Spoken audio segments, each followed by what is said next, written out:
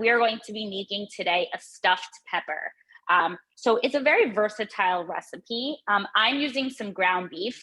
You can use ground turkey. You can make this vegetarian or vegan, rather, plant-based, and use lentils instead. There's really a lot that you can do, but today I'm going to be using ground beef just because that's actually what I had in my refrigerator.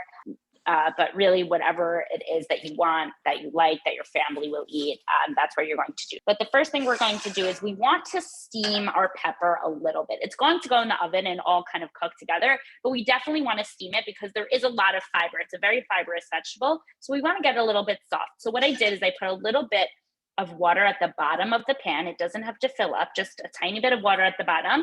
And then you're bringing that to a boil. You put the pepper in, and then you put the cover on the pot like this, and you're gonna let it steam for about 5-10 minutes. And now this is after it's steamed for about, let's say this was about 7 minutes. It's very soft. You can see it. It's, it's not as firm as it had been before.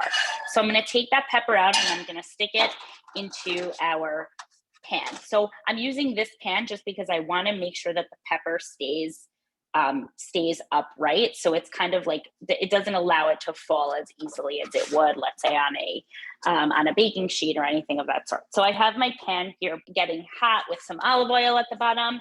And now we're gonna brown our ground beef there.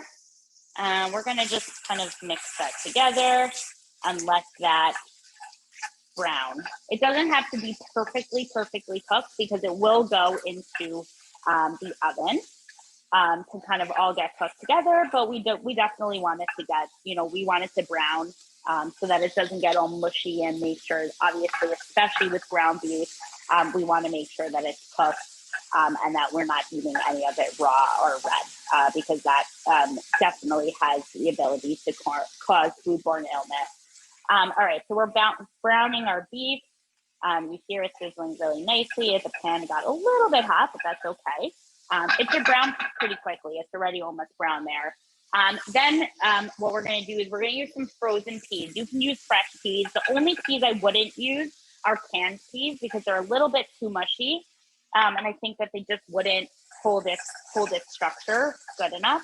So I wouldn't do that. So we just added some frozen peas, a little bit of that, kind of mix that together with our beef. Our beef is already brown, so that goes fairly quickly. Obviously, if you're making more, it will take a little bit longer, but it shouldn't take too long.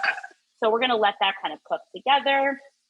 The next thing we're going to do is we're going to add some brown rice. The brown rice kind of, again, it just kind of gives it like a little bit more firmness to the mixture that's going to go into our pepper. So you can use white rice, that's fine. I had some brown rice, so I just added that. So I would say you're going to add probably about half a cup of rice. It doesn't have to be too much of the rice. You can add more if you want, but we just want it to be enough, again, that will kind of bring all of these ingredients together and keep it a little bit firm inside of our pepper while it's cooking. You can add some salt and pepper. I'm using some marinara sauce, which already has salt and pepper. Sam did show a really good recipe for a marinara sauce one of the first weeks that we did this. I think the first week of September. You can use regular tomato sauce. This is a homemade marinara sauce that I had in the fridge that I made the other day. You're going to add probably, I would say, a quarter of a cup, a third of a cup at most. You don't have to add more than that. Again, this is another way to kind of just make sure our meat is not going to, it's going to keep it, the meat a little bit more moist so that it's not going to get too dried out. Because again, we brown the meat, so it already is cooked, but adding the marinara sauce, again, it will give nice flavor. It will also keep the meat mixture pretty moist for when it goes in the oven. Then what we're going to do is we have our pepper here. We're just going to spoon this into the pepper. So add as much or as little as you want. I added like 2 spoonfuls.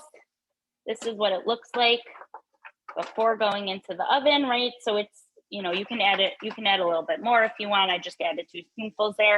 This is what the meat mixture looks like going into to the oven. So it looks like just meat spooned into pepper. You're gonna put your oven on 375 and bake it for about 20 minutes.